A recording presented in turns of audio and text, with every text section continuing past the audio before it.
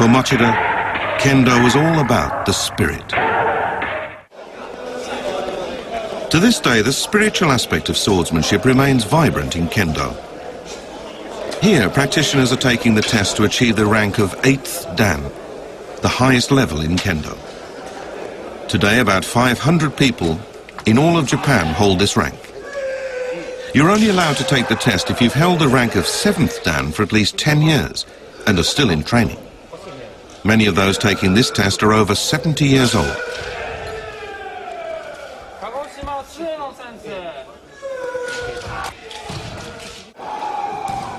In this examination, you're tested not only for the excellence of your technique, but also your character. What's being judged is whether mind and technique are in unison as each blow is struck.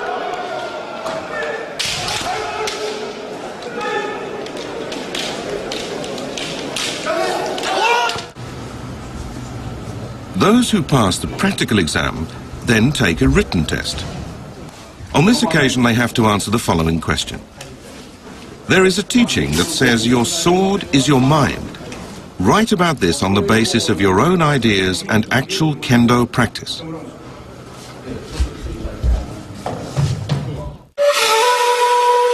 Only those who have attained a supreme level of technique, experience and character are awarded an 8th Dan in Kendo. Techniques originally honed as combat training for survival on the battlefield were elevated to the level of a spiritual discipline. This is the origin of Kendo, a martial art with a proud 400-year tradition.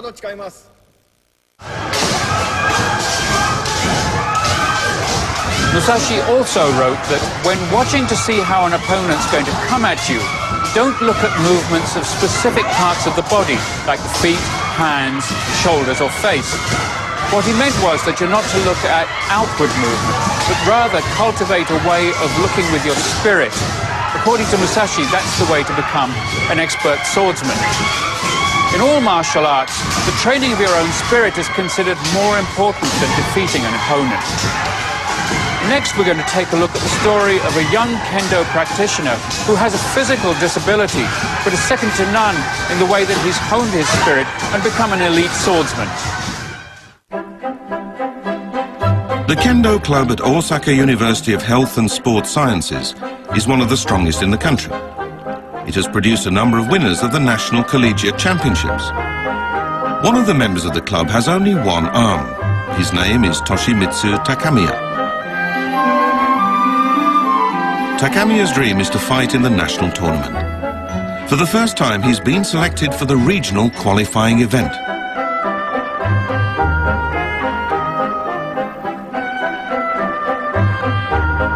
There are no special rules in Kendo for people with handicaps, so Takamiya has relied on his own individual strategies and hard work.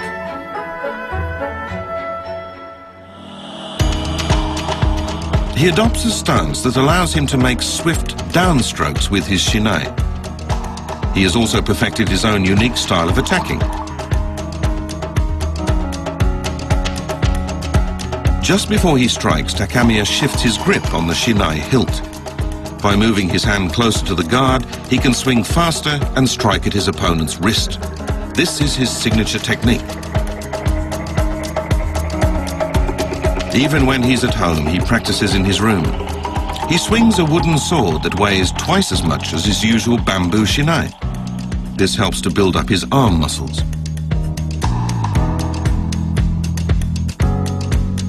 Takamiya lost his arm in an accident when he was just 1 year old. In his first year of primary school, he was introduced to Kendo. By training twice as hard as everyone else, he rose to become prefectural champion in his 4th year of school. And in secondary school, he was one of the top 4 in the whole prefecture.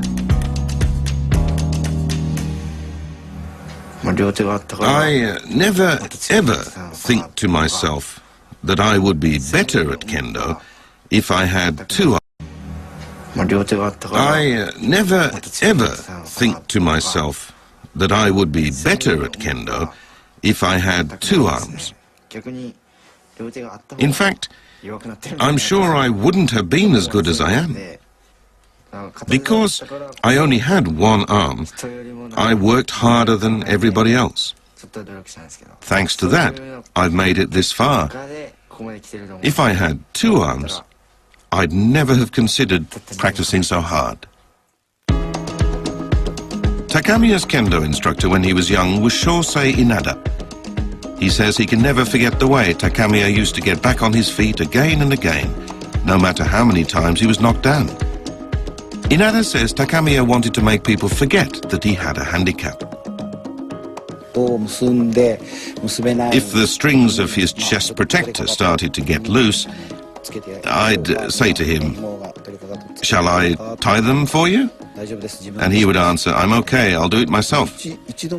I don't think I ever helped him to do that, not once. That's the kind of attitude he had as a kid. He hated to lose, and he wanted to prove he could do anything. To prepare for the upcoming tournament, Takamiya has been practicing hard. There are many nights when he can't sleep well. He's so tense. So to improve his mental strength, he embarks on a special intensive training program with his coach.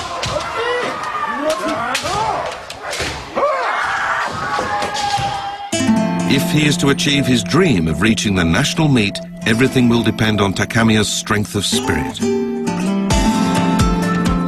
The opening day of the regional tournament arrives. There are 230 students taking part, and only 32 of them will qualify for the national championships. Takamiya must make it past the 3rd round to be among them. His very first bout goes into overtime.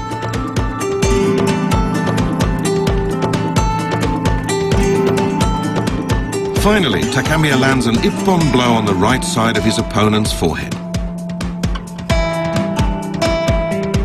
His second bout also goes into overtime. And this time, Takamiya wins it with his trademark attack to the wrist. Having fought overtime in 2 consecutive bouts, Takamiya's left arm is already very tired. The longer his bouts continue, the more of a disadvantage he's at.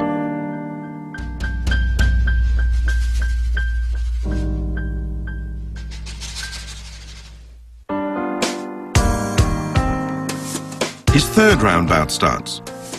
These 5 minutes will decide whether or not he reaches the national championships.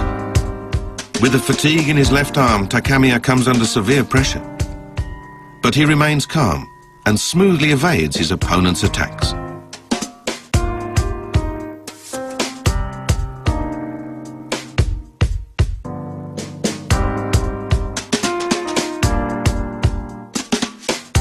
But he can't finish off the bout within the regulation 5 minutes.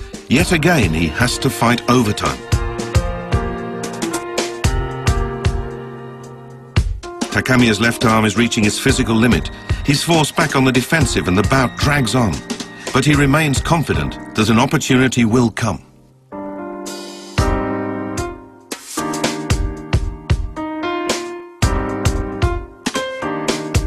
Be better today than you were yesterday, and then strive to become better still.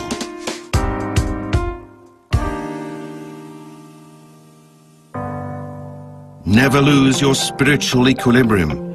Cultivate a mentality that allows you to stay alert in every situation.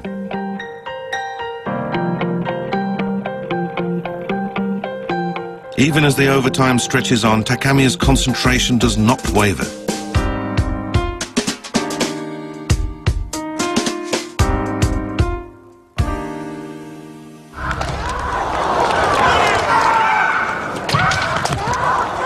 Spotting a momentary opening in his opponent's defenses, Takamiya lands the ippon. The winning blow is his trademark strike to the wrist.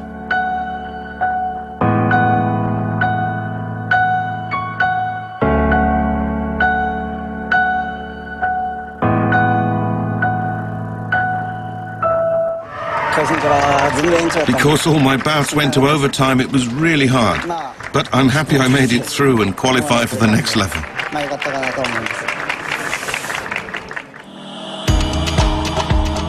It was a victory won thanks to his relentless training and unwavering spirit.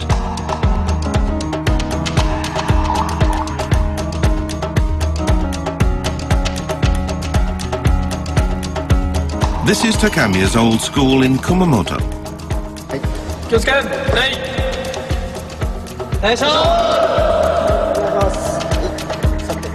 He has just started working as a teacher.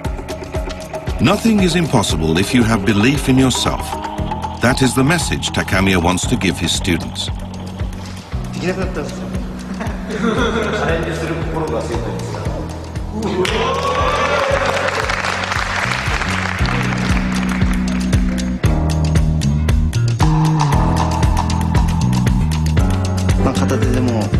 I think the reason that I've continued with Kendo up to now is that it's allowed me to do more than just compete with others on even terms, despite having only one arm. I believe that as long as you keep trying, anything's possible. And that's what I want to teach them. Takamiya's aim now is to inspire a new generation to share the spirit of Kendo.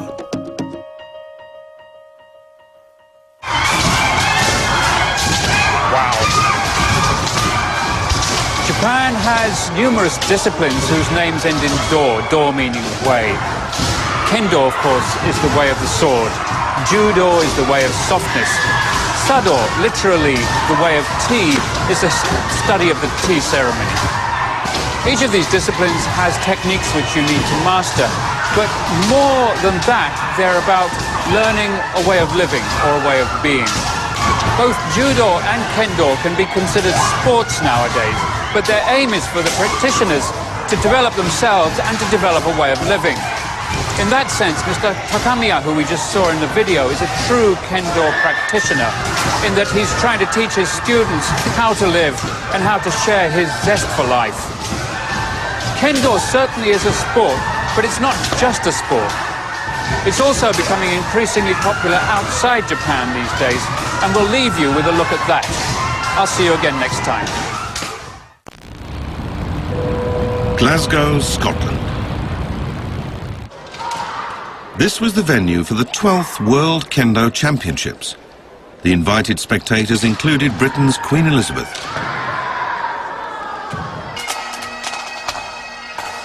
The first World Kendo Championships took place in 1970, and since then they've been held every 3 years. The number of nations taking part has grown to more than 40, including France, the United States and South Korea. France is one of the emerging powers in Kendo with more than 7,000 practitioners.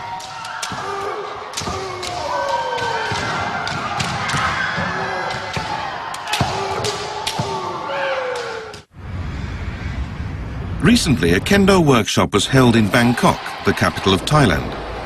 Some 300 people attended from various parts of